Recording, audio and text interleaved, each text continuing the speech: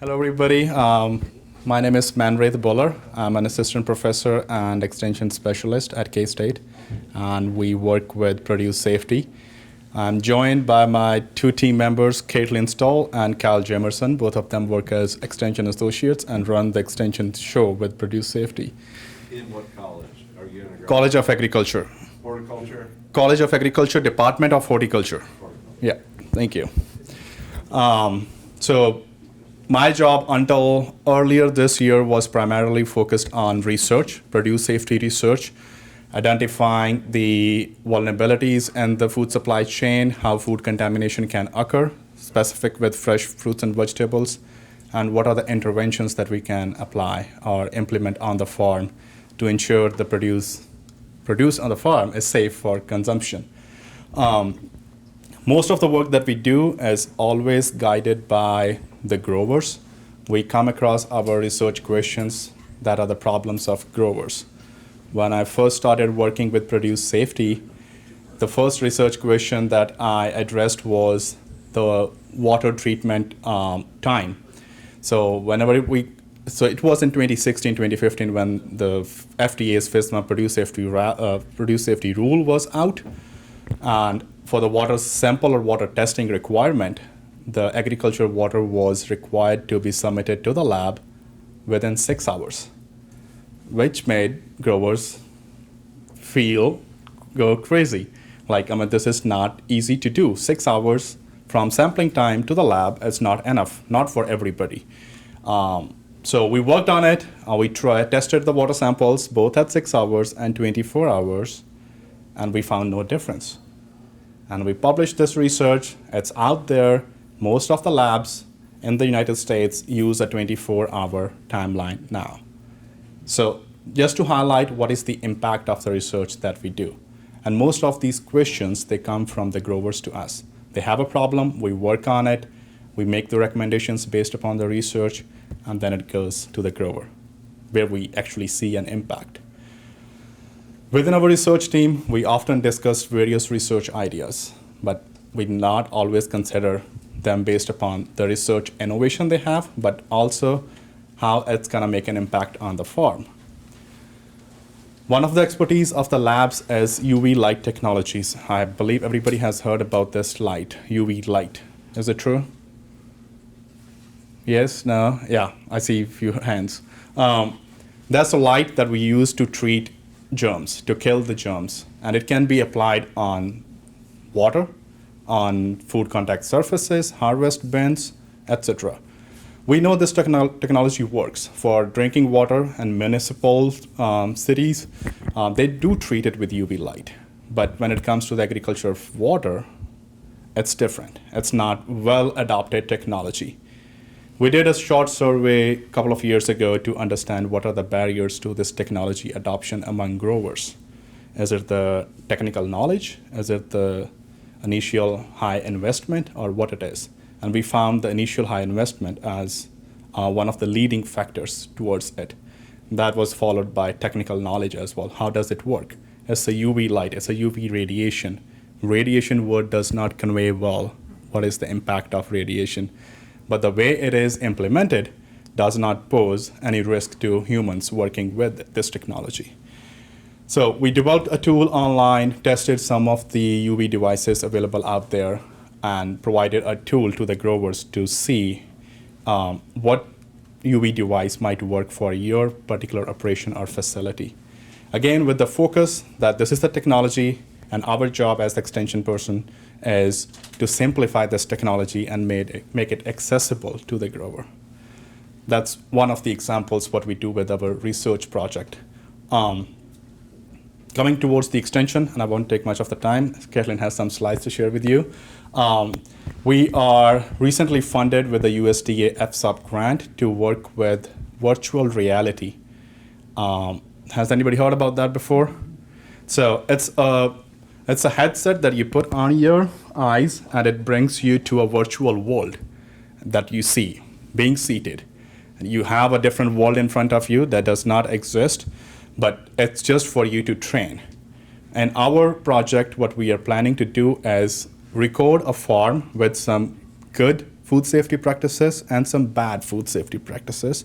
And then we show the growers, this is how something could be adopted or implemented on a farm. This is how you should do it, rather than this particular example. And just to take a case, for example, it's about collecting a water sample from a pond. How do we do it? And if it's in a virtual reality tool, that's called augmented reality. If you use real characters in that, it would be someone taking a sample and you record it with a video. It's a 3D video, but when you see it, it makes you feel like you are standing next to that person, watching him collect a water sample. And that knowledge transfer from that augmented reality tool is very different than a page of instructions, how you should do it. And we are planning to bring that tool to extension. We know the way we do things with produce safety are very different than how the East and the West Coast does, the produce growing states. We can bring all those good examples to Kansas and help our Kansas growers learn about those practices. And if it fits their operation, they can adopt those. That's all I have. Again, all of these technologies, all of these research projects are aimed at helping Kansas growers. That's our primary focus here.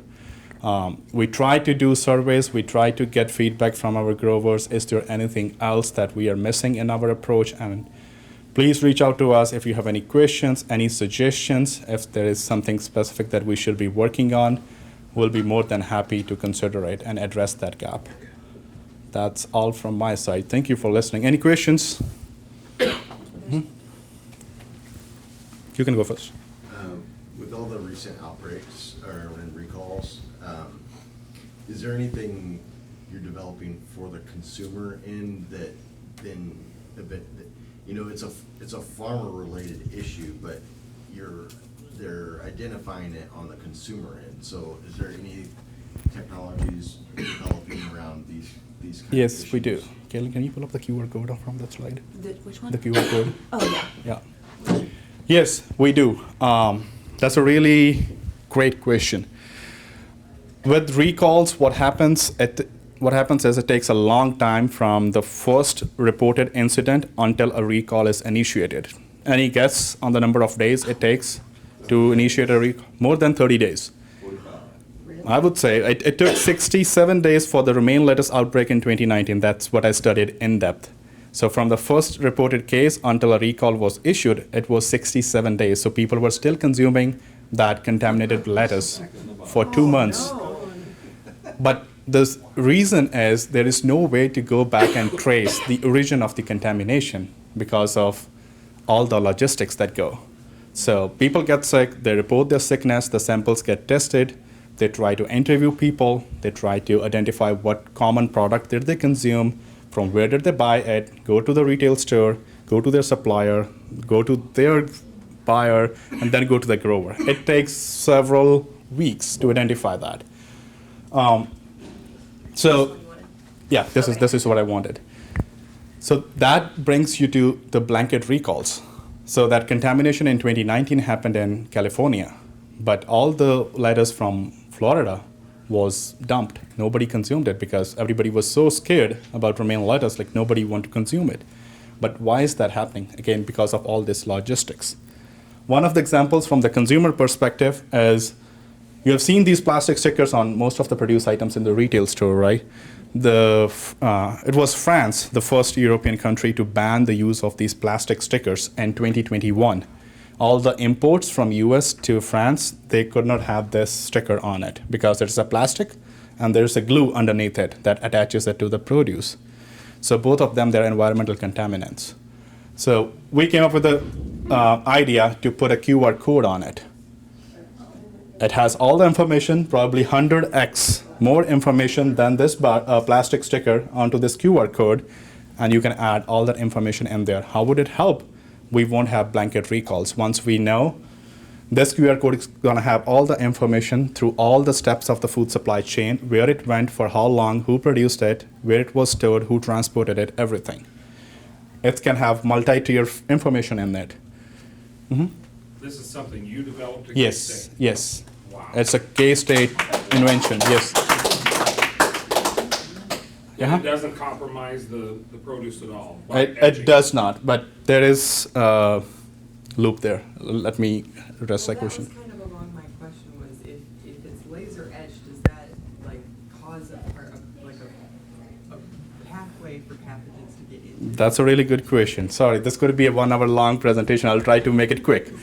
So the laser, what it does is it puts a wound on the surface. And that does make it a very nice location for pathogens to hide or germs to hide. Most of these products, they are waxed in the commercial industry. So once they are processed, washed, they have a edible wax on it to make it look shiny. So once you put the QR code on it, it goes through the waxing process, you put a barrier on it. So there's no direct exposure of the pathogen. And that barrier helps you reduce the fresh weight loss as well at the same time. So all of these products here, they don't have any impact on microbial quality and the post-harvest quality. And we are testing with other products as well. One of the key concerns is we need a darker colored product to make it work. It won't work on lighter colored products such as banana or tomato. It won't work on it because of the thin skin. But yeah, this is one of the innovations that we have from the consumer perspective to give them all the information. We know apple is healthy, but how healthy is an apple? Does anybody know? Everybody knows how much sugar is there in a soda can, right? But not in apple. So all that information can go into that QR code to provide you the information on nutrition in fruits and vegetables, not rather just saying they're healthy. So that QR code's not just a tracking device. I can use my phone to get all the information about that particular Yes. piece of. Yes. You can get all that information, but the retailer can add all the information on the price. FDA can track it from the perspective of a recall. So it can have multi-tier information in there, but depending upon who scans it, it will provide that relevant information to that person. So a consumer wouldn't necessarily see. No. That it was harvested in this field, went on this trucking line to No, this. they won't see it. Okay. No. Any other question? Well, my question was about the research that your department or your research team is doing is all practical oriented? Yes. And it comes, originally, the questions come from the producers themselves? Yes. So do you get like 50 questions a month or 2? We necessarily do not ask for questions. This is like this conversation. Something came up which we do not have an answer for and deserves further research. That's our research question. For example, I talked about the technology adoption rate. Capital investment is number one barrier.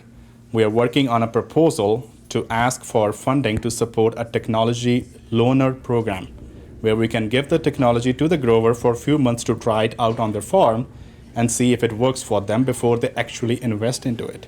Sort of like checking out. So that's an idea which we got from growers. Yeah, just check it out for free. And that's not for this stuff. it's for- That's not for this stuff. No, not for this stuff. Something that we know it works on the farm and it makes sense to adopt it. That type of technology. So you're using your research for practical applications? Yes. We always think about it. How would a grower benefit from it? And if it doesn't, we probably don't do it. So you're not gonna feed me articles full of chi-squares and. We can do that if you want it. We can do it. No, that's our research part of it. But when it comes to the extension helping or addressing the needs of our Kansas growers, that's different. Yep. Do you think that specialty crop and produce production is increasing in Kansas, or level, or decreasing? And my last 5 years, I would say it's increasing. It's my 5th year in Kansas. So yeah, I've seen a lot more in terms of I won't say production, and number of growers that I meet who have recently started or plan to start growing. Based upon that, I would say it's growing. Where is the produce production centered? Is it in the Kansas River Valley, or is it throughout the state? Do you have that? I do not have an answer to that. So what, you have this basically tracking, Yes. So does it go so far as like, okay, I buy that eggplant or whatever it is, and I scan it just for fun. Well, I find out it's not right. Will they contact me because they know I have one? Yes. They will. Yes.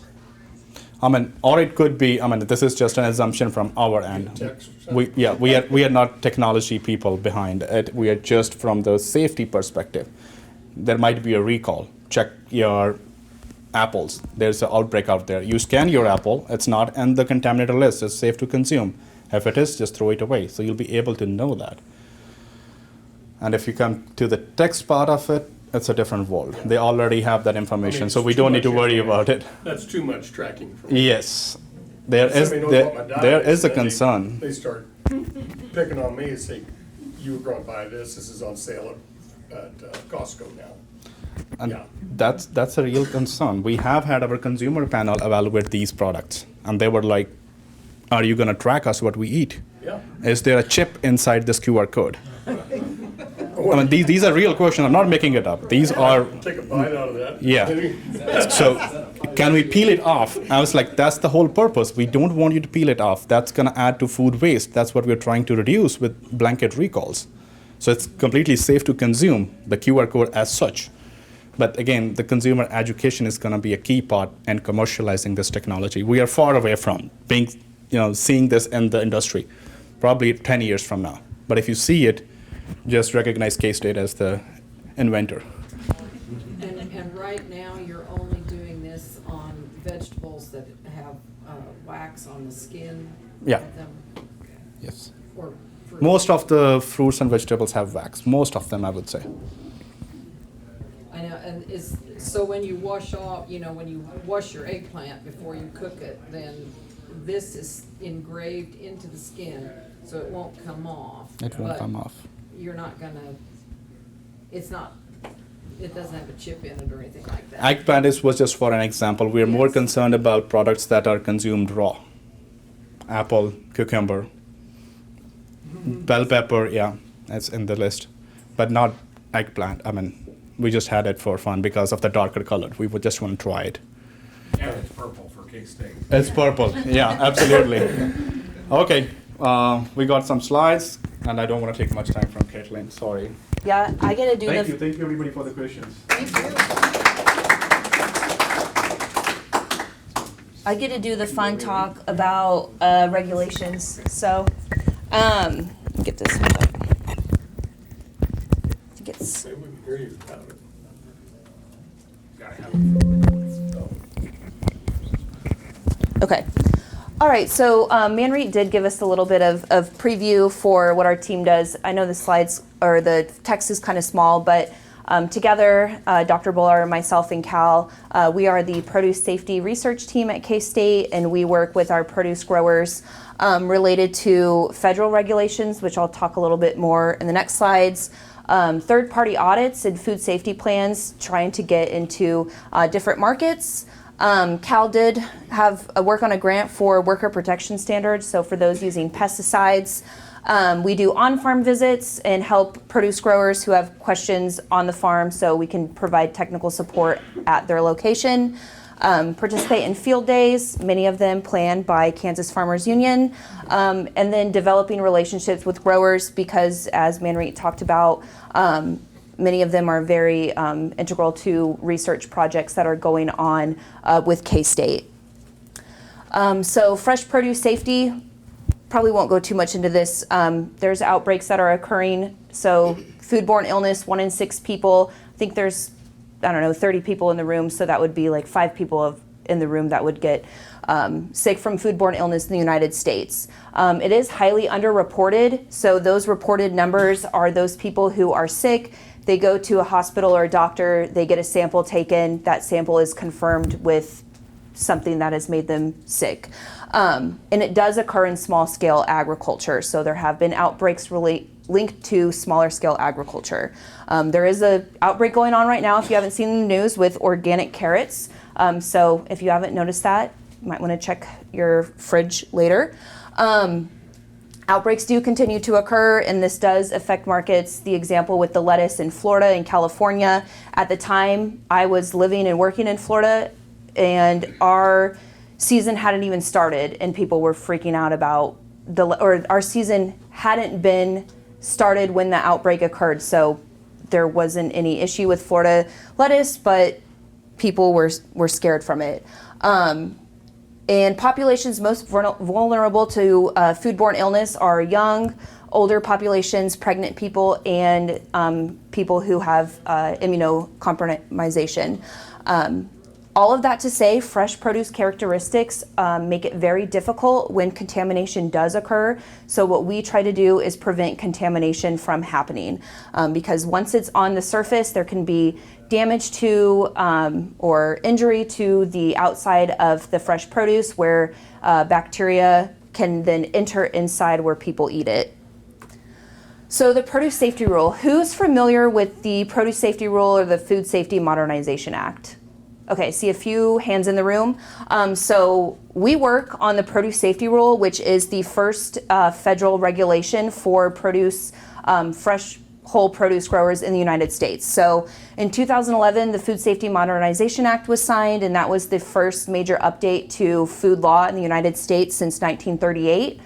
Within it, there were 7 laws.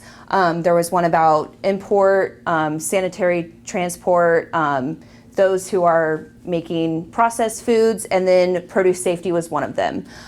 There's a new one that is out, and that's traceability, which goes back to a little bit about trace back and the QR code and such. But the produce safety rule is what we work on. So the main parts of the rule are listed up here. So there's exemptions and exclusions. So this isn't to say that if you are growing produce in your backyard that you would get inspected. This is for people who are selling produce at a certain threshold, and it's produce that's generally consumed raw. So things like apples, carrots, berries, and then things like potatoes that are generally cooked before they're eaten, that would be exempt from the rule.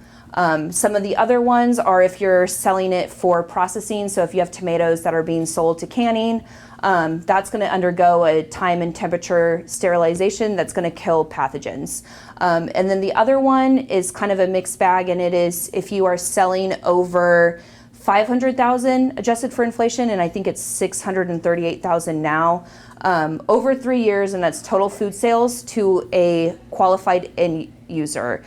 So that is directly to the consumer or restaurant or retail establishment within the state. So I do like to go over the exemptions and exclusions if we do have some produce growers in here, just in case they don't think that they have to follow all the records required by this rule. If you have any questions on if you are covered or not, I do have a QR code up there that might be hard, but I can also answer that too. A question back here I can answer. So is this the same thing as GAP?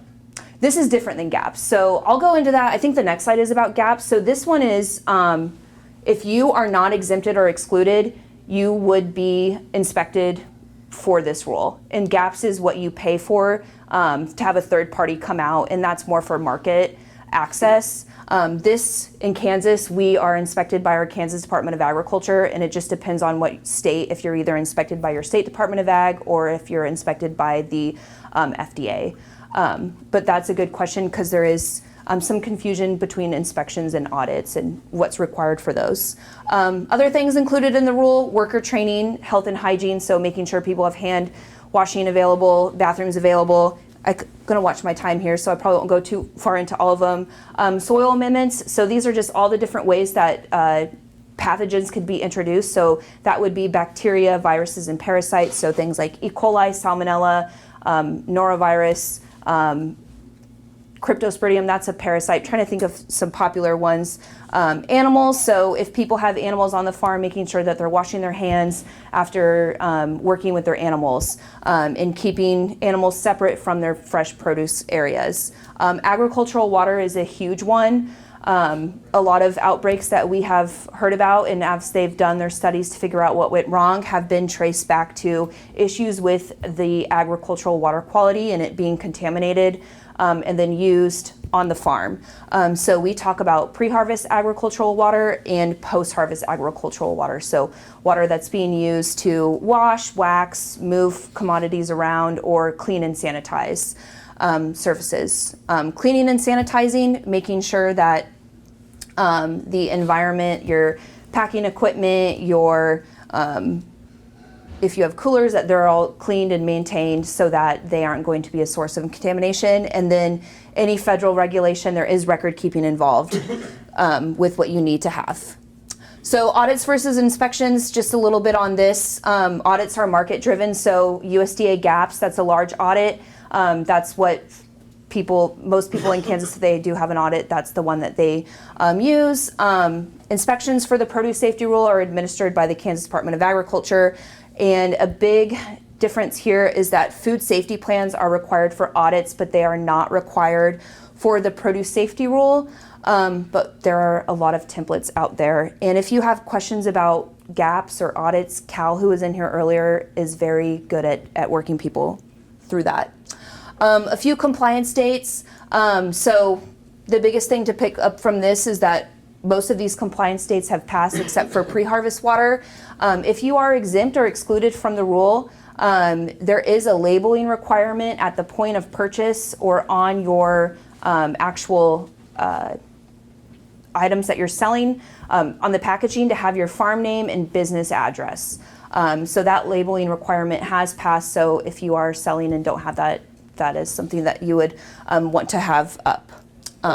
On the water, do you just check for bacteriazole? So the water is kind of tricky because they have it split between pre-harvest water rules and post-harvest water rules. So for post-harvest, we want to have no detectable generic E. coli. So that is a test that you can get done. We do water testing at K-State and show that you have it or you don't. For pre-harvest water, we have waited for a while for a final rule to come out, and a final rule was published this May. And it moved from agricultural water testing. So when Manreet talked about you need to be at the lab within 6 hours for all your tests, it used to be that if you were irrigating from a pond, you had to have 20 samples, which can run you a lot of money. And then after that, you roll in samples. Now it's a risk assessment. So you look at and this is if you are covered by the rule and if you're applying water to the part that people can harvest. So they look at the way that it's applied, the source of the water, surrounding land use, and then testing is part of it, but it is not required for pre-harvest water anymore. I recommend water testing because it does tell you a lot about, and then if you run into an issue where you do have a problem, it can help you with how you decide to use that water and if you are going to harvest or not. Okay, I have a question I'll ask you Oh. when the program's over. Okay. Yeah. Yeah. And then just a few things. Water testing, we do have free water testing at K-State. I have our website info at the end, so we are kind of running close on time. So if you have questions about water testing, we do offer free water testing for produce growers in Kansas. Our impact here, we have done quite a few Produce Safety Alliance grower trainings. That's the federal training that we offer to those who need to take that to be covered by the Produce Safety Rule. Kansas Farmers Union does support us. They provide monetary support for Produce Safety Alliance attendees taking that class. That class is, I think, up to $95, and that's no shipping included. So monetary support does help keep it to $0 for Kansas attendees. And then field days and allowing us to connect with growers through things like this and the field days. And our upcoming events. So we have a few. Gaps in Food Safety Plan Workshop, that's the dinosaur at the top if you're interested. If you're interested in taking a PSA grower training where we have 8 hours of talking through all the requirements, I have an interest list going right there. But I'll get to the end. You can reach us at producesafety@ksu.edu if you have any questions. It goes to all three of us. And there's a link, QR code to our website, but if you Google K-State Produce Safety, that will be what pops up. So if anyone has any questions afterwards, I will be here. And if you have questions when you get back home, you can reach us at that email. So thank you all.